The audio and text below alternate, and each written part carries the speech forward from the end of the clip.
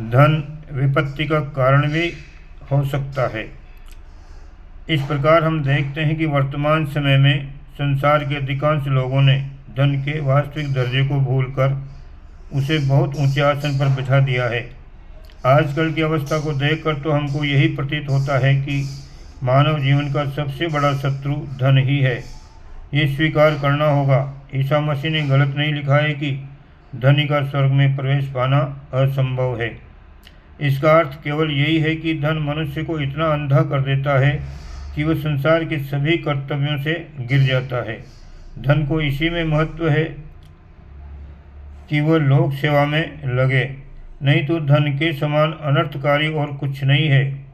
श्रीमद् भागवत में लिखा है, धन से ही मनुष्य में ये 15 अनर्थ उत्पन्न होते हैं: चोरी, हिंसा, झूठ, दंभ, काम, क्रोध, गर्व, मद, भेद बुद्धि, बैर, अविश्वास, स्पर्धा, लंपटता, जुआ और शराब। इसलिए कल्याणकारी पुरुष को अर्थ नामधारी अनर्थ को दूर से ही त्याग देना चाहिए। आज संसार में बहुत ही कम लोग सुखी कहे जा सकते हैं। भूतकाल में हमारा जीवन केवल रोटी कमाने में बीता, अब हमको समाज में अपना स्थान कमाने में बिताना चाहिए। केवल धन और समृद्धि ही जीवन का लक्ष्य नहीं होना चाहिए। लक्ष्य होना चाहिए कभी भी दुखी नहीं रहना। हर एक के जीवन में सबसे महान प्रेरणा यही होनी चाहिए कि हमारा जीवन प्रकृति के अधिक से अधिक निकट हो और तर्क तथा बुद्धि से दूर न हो। हमको अपने जीवन में काम करने का आदर्श समझ लेना चाहिए। यह आदर्श पेट का धंधा नहीं, सेवा का होना चाहिए। सबका कल्याण, समाज सेवा, सामाजिक जीवन तथा शिक्षा ही हमारा कार्यक्षेत्र हो। हमको ऐसे युग की कल्पना करनी चाहिए जब हमारा जीवन ध्येय केवल जीविका उपार्जन न रह जाए, जीवन केवल अर्थशास्त्र या प्रतिस्पर्धा की वस्तु न रह जाए। व्यापार के नियम बदल जाएं, एक काम के अनेक करने वाले हों और अनेक व्यक्ति एक ही काम को अपना सकें। मालिक और नौकर में काम करने के घंटों की झिकझिक दूर हो। मनुष्य केवल मनुष्य ही नहीं, उसकी आत्मा भी है, उसका देवता भी है, उसका इहलोक और परलोक भी है। यदि हम अपने तथा दूसरों के हृदय के भीतर बैठकर ये सब समझ जाएं, तो हमारा जीवन कितना सुखी हो जाएगा। पर आज हम ऐसा नहीं करते। ये क्यों?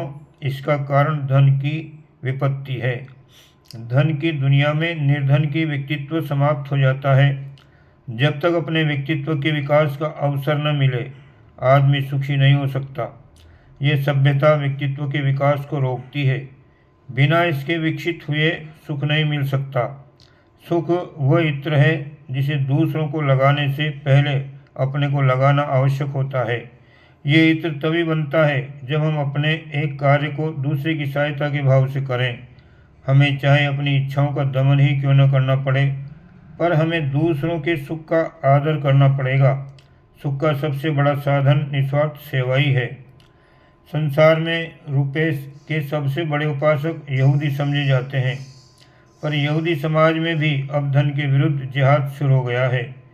यरूशलेम मित्र संघ की ओर से चूज यानी पसंद कर लो शीर्षक एक पुस्तक प्रकाशित हुई है, जिसका लक्ष्य है तुम ईश्वर तथा शैतान दोनों की एक साथ उपासना नहीं कर सकते। इसके लेखक श्री आर्थर ई जोन्स का कहना है कि न जाने किस कुघड़ी में रुपया पैसा संसार में आया, जिसने आज हमारे ऊपर ऐसा अधिकार कर लिया कि हम उसके अंग बन गए। यदि मैं ये कहूँ कि संसार की समृद्धि से सबसे बड़ी बाधा धन यानी रुपया है, तो पुराने लोग सकपका उठेंगे। किंतु आज संसार में जो कुछ भी पीड़ा है, वो इसी नीच देवता के कारण है।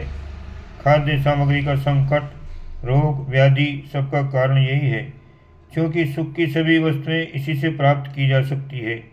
इसलिए संसार में इतना कष्ट है। जितना समय उपभोग की सामग्री के उत्पादन में लगता है, उससे कई गुना अधिक समय वस्तुओं के विक्रय के दांव पेच में लगता है। व्यापार की दुनिया में ऐसे करोड़ों नर नारी व्यस्त हैं जो उत्पत्ति के नाम पर कुछ नहीं करते। विपत्ति यह है कि आदमी एक दूसरे को प्यार नहीं करते।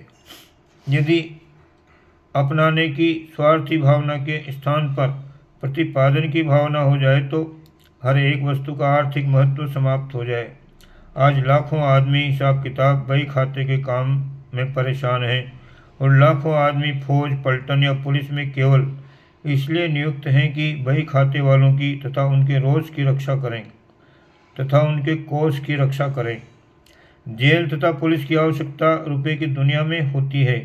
यदि यही लोग स्वयं उत्पादन के काम में लग जाएं तथा अपनी संपत्ति का आर्थिक मूल्य न प्राप्त कर शारीरिक सुख ही प्राप्त कर सकें तो संसार कितना सुखमय हो जाएगा। आज संसार में अटूट संपत्ति उच्च अट्टालिकाओं में, बैंक तथा कंपनियों में, भवनों में, सेना, पुलिस, जेल तथा रक्षकों के दल में लगी हुई है। यदि इतनी संपत्ति और उसका बढ़ता हुआ मायाजाल संसार का पेट भरने में खर्च होता तो आज की दुनिया कैसी होती। अस्पतालों में लाखों नर नारी रुपये की मार से या अभाव से बीमार पड़े हैं तथा लाखों नर नारी धन के लिए जेल काट रहे हैं। प्राय हम परिवार में इसका झगड़ा है, मालिक तथा नौकर में इसका झगड़ा है। यदि धन की मर्यादा न होती तो ये संसार कितना मर्यादित हो जाता। ये सत्य है कि संसार से पैसा एकदम उठ जाए ऐसी संभावना नहीं है, पर पैसे का विकास, उसकी महत्ता तथा उसका राज्य रोका अवश्य जा सकता है। इसके लिए हमको अपना मोह तोड़ना होगा। स्वार्थ के स्थान पर पदार्थ, समृद्धि के झूठे सपने के स्थान पर त्याग तथा भाग्य के स्थान पर भगवान की शरण लेनी होगी। नहीं तो आज की हाय हाय जो हमारे जीवन का सुख नष्ट कर चुकी है, अब हमारी आत्मा को भी नष्ट करने वाली है। हमें सब कुछ खोकर भी अपनी आत्मा को बचाना ही चाहिए। ओम शांति।